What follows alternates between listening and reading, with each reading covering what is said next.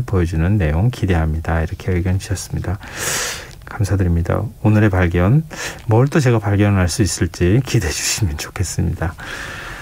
그리고 지금 이제 장마가 본격적으로 시작이 됐잖아요. 오늘 밤 10시 전남 강진군 11시 강진군, 해남군, 진도군 지역에 호우경보가 지금 발효된 상황입니다. 광주 전남 지역에 호우특보가 또 내려진 지역이 꽤 많거든요. 비 피해 없도록 주의하시기 바랍니다.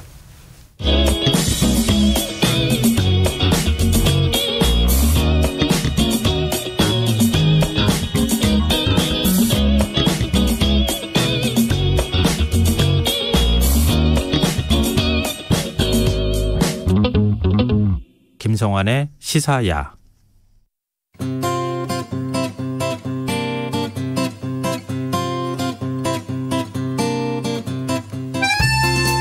지난 1일 중국에서는 공산당 100주년 기념식이 열렸습니다. 흰색 상의에 빨간 스카프를 두른 10대, 20대 청년들이 당의 충성을 맹세하는 모습이 언론에 공개되면서 세계인의 눈길을 끌기도 했는데요. 중국 공산당 창당 기념식이 민주화의 상징처럼 여겨지는天安문 광장에서 열린 것을 두고도 중국이 과거 역사 지우기에 나선 게 아니냐, 이런 해석도 나오고 있습니다.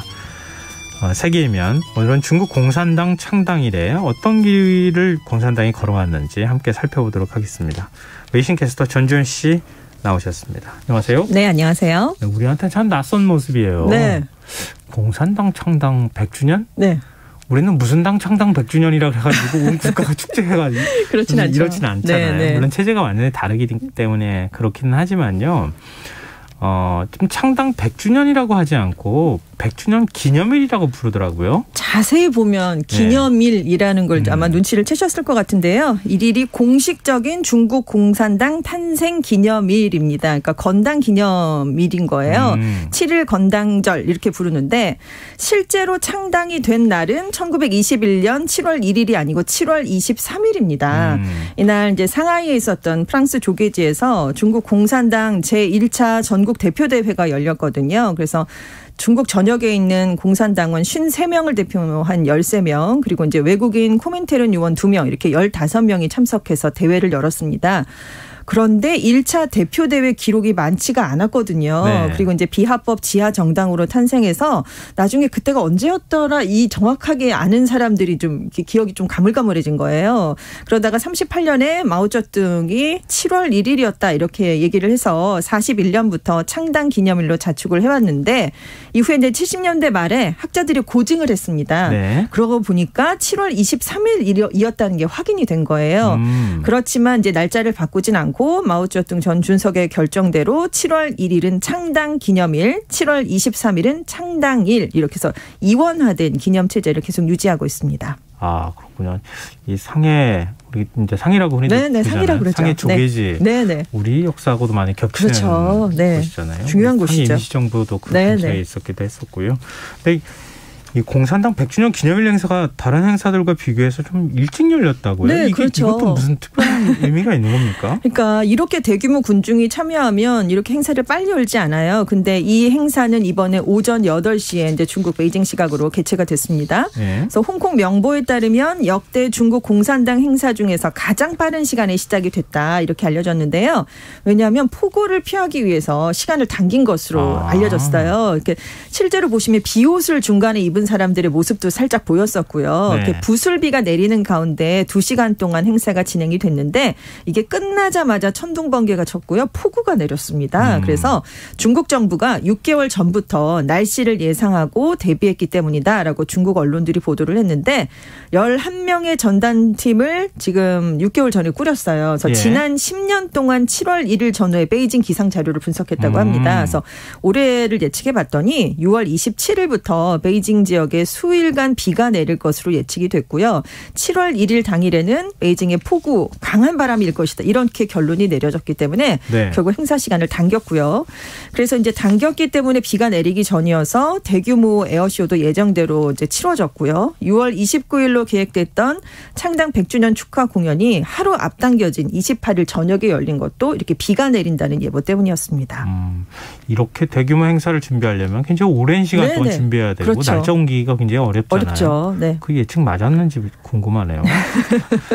진짜 그런 정도의 능력이 있는지 이걸 좀 알았으면 좋겠다는 생각이 들어서. 왜 에이펙 같은 거 하면 에이펙 블루라고 갑자기 파란 하늘 만들어주고 그러잖아요. 네, 미리 뭘 쏘잖아요. 요드라고 해야 되나요? 그렇죠. 네, 인공 강우 같은 걸 내리게 하기도 하고 그래서 그랬는데 이번에는 이제 비가 오는 걸 막을 수는 없었으니까 시간을 당겨서 행사를 치르게 됐습니다. 근데 시진핑 주석 연설이 10년 전 후진타오 전 주석 연설과 큰 차이점이 있었다고요? 네, 그렇습니다. 그러니까 10년 전이니까 창당 90주년 기념식이었을 거 아니에요. 네. 대체로 이제 과거의 중국의 창당 기념 연설 내용을 보면 부패 척결 같은 대내적인 메시지가 중심을 이뤘습니다. 그런데 이번에 시진핑 주석은 연설의 상당 부분을 대외적인 메시지에 할애를 했어요. 그러니까 중요한 키워드로 많이 나왔죠. 외세가 중국을 억압하는 걸 절대 용납하지 않겠다. 선생님인 척 가르치려 드는 걸 절대 받아들이지 않겠다. 그래서 3번이나 절대란 표현을 사용했는데 이게 다 외국을 향한 경고 메시지에 포함이 된 거였습니다. 그러니까 바이든 행정부가 출범한 이후에 미국이 자유민주주의, 인권을 앞세워서 지금 중국을 압박하고 있잖아요. 그래서 가만히 있지 않겠다 이런 의지를 나타낸 것으로 해석이 되고요. 그리고 이날 시 주석의 연설이 초강대국을 지향하는 중국의 향후 진로를 보여줬다 이런 평가가 있는데 창당 90주년이었던 2011년 후진타오 전 국가주석의 연설과 좀 큰 차이가 있는데 후 전 주석이 그때는 연설에서 개혁이라는 단어를 44차례 개방을 28번이나 언급을 했습니다. 그러니까 네. 당시에는 중국의 미래는 개혁 개방에 달렸다라는 걸 굉장히 강조를 한 셈이에요. 근데 이번에 시 주석의 연설에서 개혁은 8번, 개방은 7번밖에 등장을 하지 않았습니다. 대신에 중국의 발전, 진보의 운명은 우리의 손안에 있다. 이런 점을 좀 많이 강조를 했거든요. 그러니까 이제는 각 분야에서 중국의 길을 가겠다. 우리는 미국과의 체제 경쟁에서도 자신이 있다. 이런 뜻을 밝힌 것으로 알려졌고요. 경제 관련 발언도 사회주의적인 색채가 좀 강해졌다는 평가인데 함께 잘 살자라는 뜻의 공동부유라는 걸 언급을 하면서 21세기 마르크스주의를 이끌겠다. 이렇게까지 표현을 했습니다. 그리고 이제 후 전 주석은 문화 대혁명에 대해서 잘못을 바로잡아왔다. 이렇게 평가를 한 반면에 네. 시 주석은 이번에 문화 대혁명에 대한 언급은 전혀 하질 않았습니다. 문화혁명의 피해자이기도 했으니까요. 시 주석이. 그렇기도 하고 마오쩌둥 주석의 길을 거의 따르는 똑같은 당의 조타수라는 표현을 사용할 정도로 같은 그런 이미지를 지금 내세웠잖아요. 네. 그러니까 마오쩌둥 전 주석의 거의 과로 평가가 되는 것이 문화대혁명이기 때문에 얘기를 하지 않은 게 아닌가 그런 생각이 듭니다. 그렇게 또 볼 수 있겠군요. 네네. 어쨌든 중국몽, 네. 중국의 자신감을 좀 드러내준 그런 연설이었다고 보이고요.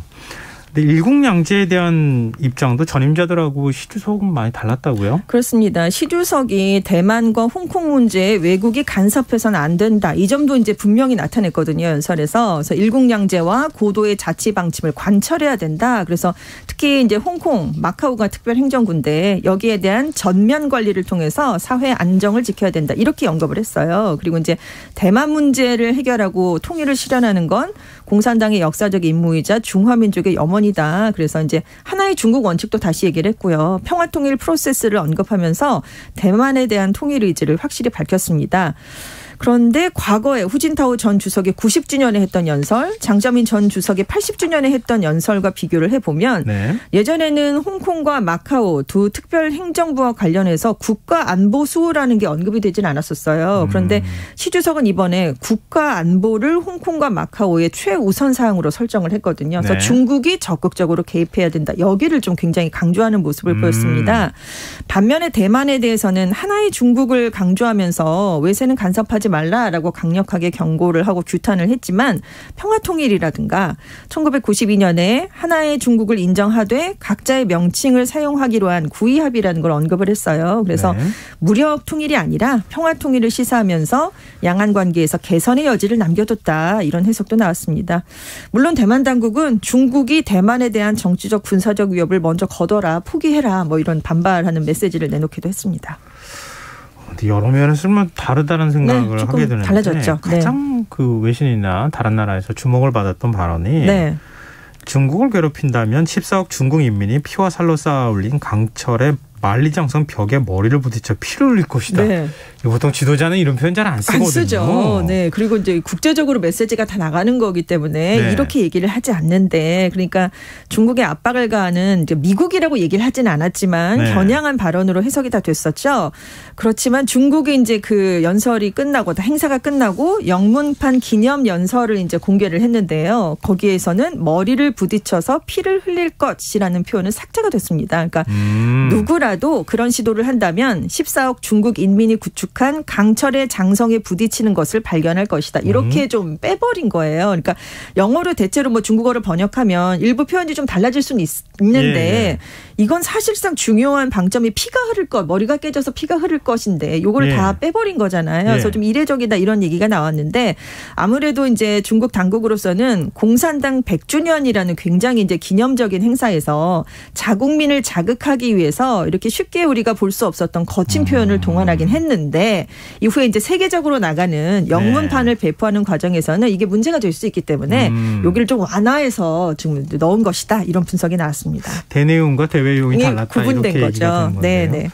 지난 100년간 중국의 변화도 좀 살펴봤으면 하는데요. 공산당원 구성이 달라졌다고요? 대체로 노동자 농민의 당 이렇게 출발을 하는 거잖아요. 중국 그렇죠. 공산당은. 네. 지금 공산당원 수가 1억 명에 거의 가까워지고 있는데, 말씀드린 것처럼 시작될 때 21년에는 당원이 53명에 불과했습니다. 근데 지금 어느 규모가 됐냐면 9,191만 4천 명으로 불어났어요. 굉장히 정말 거대해졌죠. 공산당원이 중국 전체 인구의 6.7%입니다. 그러니까 중국 인구 15명 중에 1명꼴로 공산당원인 셈이다, 이런 이제 얘기가 나왔는데, 지금 공산당이 말씀드린 것처럼 과거에는 노동자 농민의 정당을 표방했는데 그 이후에 이제 자본가들까지 적극적으로 끌어안으면서 이제 당원 구성이 많이 변했습니다. 가장 많이 포함되어 있는 사람이 화이트 칼라 계층이에요. 35.2%. 네. 그리고 뒤를 이어서 노동자와 농민이 두 번째가 됐긴 했지만 33.9%인데, 이게 지금 갈수록 해가 이제 지날수록 두 그룹 간의 격차가 커지는 그런 추세를 보이고 있습니다. 그리고 이제 입당 시기별로는 1978년 개혁 개방 시기 이후에 당원이 된 사람이 절반이 넘고 있고요. 지금 연령별로는 30대가 제일 많습니다. 그리고 40대 이하가 당원의 3분의 1을 넘고 있고요. 그런데 그렇다면 과연 이념적인 이유 때문에 이렇게 가입을 하는 것일까? 네. 그 이유가 좀 예전과는 달라졌다, 이런 분석이 나오는데요. 왜냐하면 이제 공산당원이 중국의 핵심 세력으로 떠올랐어요. 어디에서 취업을 하든 거기서 좀 중요한 자리로 올라가려면 공산당원이어야 되는 경우가 많아졌거든요. 그래서 나 이런 사람이야. 네, 출세를 위한 거예요? 보증수표로. 공산당원이 아니면 승진이 안 되는 거죠. 그러니까 그 승진을 하고 싶으면 당원에 가입을 해야 되는 약간 이런 측면이 있어졌는데, 그래서 91년에는 공산당 가입 이후로 공산주의에 대한 신념 때문이다라고 답한 사람이 84%에 이르렀지만 2019년에 해봤더니 경력에 도움이 된다가 49%, 개인적인 이익 때문이다라는 답이 34%로 굉장히 압도적이었고, 신념 때문이라는 답은 거의 절반 이하로 뚝 떨어진 것으로 나타났습니다. 공산당에 대한 충성도가 떨어지는 거 아닙니까? 충성도는 떨어질 수가 없는데요. 왜냐하면 공산당 가입이 지금 개인의 스펙에 큰 영향을 주기 때문입니다. 그러니까 말씀드린 것처럼 당이나 정부 관료에만 예전에는 필요했는데, 지금 군에 들어간다든가 국영기업, 대학, 병원, 여기서 다 주요 직위에 오르려면 당원 자격이 이제 필요해졌거든요. 그리고 그럼 민간 기업은 필요 없지 않은가? 여기도 이제 경영 활동에 도움을 받으려면 회사에서 지금 고액 연봉을 주면서 당 업무 활동가를 뽑는다고 해요. 그래서 기업 대표나 주요 직위 간부들이 아예 당원으로 그냥 가입하는 경우도 굉장히 많다고 합니다. 그러니까 살아가고 자기가 출세를 하고 돈을 벌고 뭔가를 하려면 지금 당원 스펙이 굉장히 중요해진 거죠. 근데 제가 말씀드린 충성도라고 하는 건 네네. 너무 입속 차리는 그런 게 아니고 진짜 공산당에 대한 자기의 신념 이런 거를 초기 공산당 모델이 그랬던 거잖아요. 나의 모든 걸 다 맞춰서 공산당을 만들어서 그리고 이제 국가를 건설하겠다 이렇게 했던 건데, 지금은 내가 출세하기 위해서 뭐 이런 방식이었다고 하면 그런 것도 있는데, 지금 MZ세대나 중국의 젊은 세대들은 애국주의 성향이 굉장히 강력하거든요. 그때 그렇게 배운 세대니까. 그러니까요. 그렇게 어렸을 때부터 보고 중국이 강력하게 커가는 걸 자기 눈으로 지금 체험한 세대이기 때문에 자부심이 정말 엄청나기 때문에요. 그런 의도도 지금 여기에는 많이 들어가 있습니다. 중국 공산당 100년의 성과를 네. 이렇게 한번 좀 비교를 해서 평가를 좀 해주시면 어떨까요? 당연히 빛도 있고 네. 그림자도 있을 수밖에 없는데요. 지금 이제 어느 규모로 성장을 했느냐 일단 성과를 말씀드리겠습니다. 14억 4,300만여 명의 인구가 됐고요. 올해 국내 총 생산 예상치가 16조 6,400억 달러입니다. 미국에 이어서 세계 2위예요. 미국이 22조 6천억 달러 정도거든요. 그런데 3위가 일본인데 5조 3,700억 달러입니다. 아유. 근데 지금 중국이 16조가 넘잖아요. 네네. 5조와 16조. 그러니까 2, 3위 격차가 굉장히 크고 1, 2위 격차는 꽤 크지 않다는 거죠. 그리고 올해 1인당 GDP 예상치가 11,819달러로 세계 78위인데 평균을 조금 넘는 수치를 기록을 했습니다. 그래서 올해 지금 이제 공산당이 100년을 거치는 동안 이렇게 이제 세계 2위의 경제 대국으로 떠올랐고요. 네. 3위 군사 대국이 됐습니다. 근데 미국의 자리까지 넘보고 있다. 이런 얘기가 지금 당연히 뭐 예전부터 많이 나왔잖아요. 네네. 그래서 지금 GDP가 굉장히 많이 늘어나서 이 추세로 계속 가면 2028년쯤에는 경제 규모 면에서는 미국을 제치고 세계 1위로 올라설 것으로 전망이 되고 있습니다.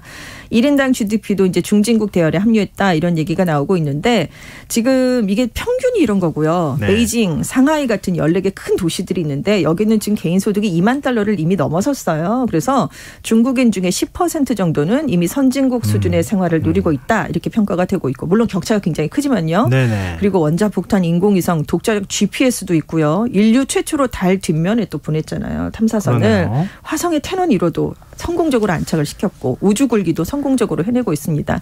근데 이제 반면 과가 있죠. 공산당 독재 체제를 유지하기 위해서 사회 통제를 너무 과도하게 한다. 이런 이제 비판이 나오고 인권 탄압에 대한 문제도 계속 제기가 되고 있고 감시를 굉장히 강화하고 있으니까 여기에 대한 문제도 있고 사회주의 사회인데 굉장히 빈부격차가 엄청납니다. 네, 여기에 대한 이제 괴리감도 있고 그리고 이제 공산당원이 특권 계급이 되면서 부정부패 문제가 지금 떠나질 않고 있어요. 그래서 굉장히 척결하려고 노력은 하고 있지만 여전히 이런 상당한 문제도 있고 그리고 중국이 전 세계로부터 비난을 받는 이유는 IT 기술을 이용해서 이웃 국가를 감시한다. 이런 얘기가 있잖아요. 국익을 앞세운 패권 외교가 지나치다. 전랑 외교도 문제가 많이 되고 있고 그래서 지금 중국에 대해서 사실 국제사회의 반감이 사상 최고치로 치솟았기 때문에 이것도 극복해야 할 과제가 되고 있습니다.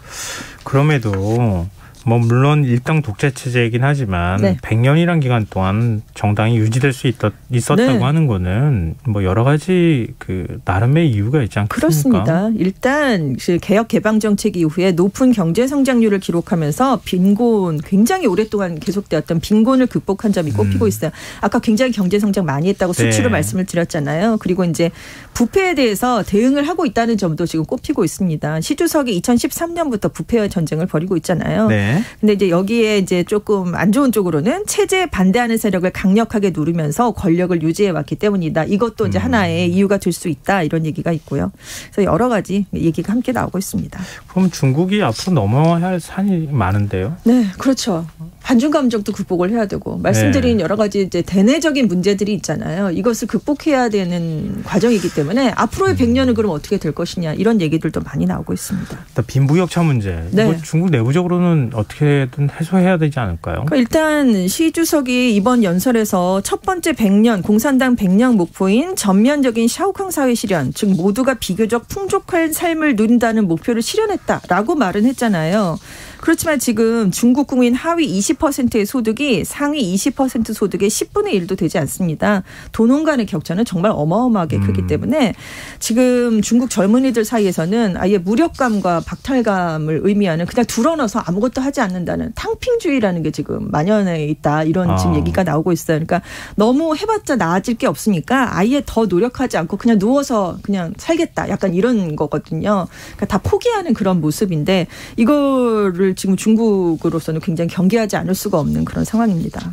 그럼 시진핑 주석 시황제처럼 그냥 계속 장기 집권하는 거예요? 장기 집권은 이제 내년 가을에 이제 20차 당대회가 열리는데 여기서 3년임을 지금 선포하지 않을까 이런 얘기가 나오고 있습니다. 네, 알겠습니다. 하여튼 중국은 여러 가지 면에서 우리 관심 대상인 것 같습니다. 지금까지 세계의 면 외신캐스터 전지현 씨였습니다. 고맙습니다. 네, 감사합니다. 네, 지금 기상 상황이 별로 좋지 않은데요. 오늘 밤 11시 30분을 기해 보성군, 장흥군 지역에 호우경보가 발효됐습니다. 현재 충청남도와 남부와 전라권, 경상 서부에 호우특보가 발효 중이고 일부 지역에 오늘 밤과 새벽 사이에 강한 비가 예보돼 있으니까요. 비 피해 없도록 주의하시기 바랍니다. 오늘 모바일 상품권 당첨자는 홈페이지 공지사항에서 확인하실 수 있습니다. 김성환의 시사야 오늘 여기까지 하겠습니다. 고맙습니다.